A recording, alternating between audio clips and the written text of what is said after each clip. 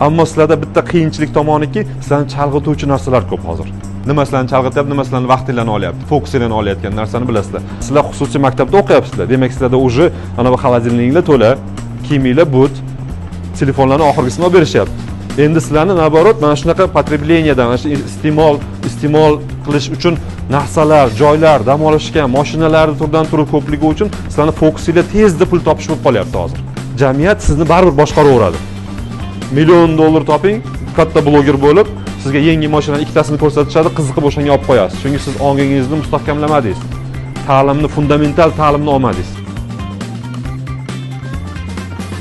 Telebashniyani 3 ta oyoqda turishi ham bu tabiat qonunlariga to'rtinchisi kerak emas. Bunga bitta bashnisi meni o'zim uchun bu aql. Ikkinchisi tana. Uchinchisi qalb.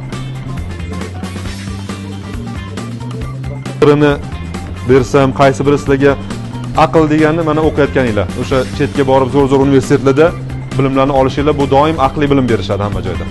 Tana degani sizlarni sog'lomliginglar, o'zingizlarga uhajvat qilishinglar, sog'lig'inglarni ehtiyot qilishinglar, materialni yashashinglar, uyinglarning chiroyliligi, kiyiminglarning chiroyliligi hammasini ichidagi mana shu turibdi. Sizlarga oddiy qilib aytadigan narsam bu badavlat, fikringlar teran, birovga gapirganingizda sizlarga quloq soladigan, jamiyatni boshqara oladigan insonlar mana shundan yaraladi. Agar uchovi bir xil bo'lsa, shuning uchun uzoq yurtlarga boringlar, Yaponiyadan tortib Amerikagacha bakalavr, magistraturani olinglar-da, hech bo'lmasa O'zbekistonda, bo'lmasa hatto arab davlatlarida bizga dinimizga to'g'ri keladigan joylarda bo'lsanglar, bez viza borib kelib 3 soatda xuddi Toshkent, Samarqandga borgandek samolyotda borib kelib O'zbekistonda rivojlanishga hissa qo'shib borasizlar.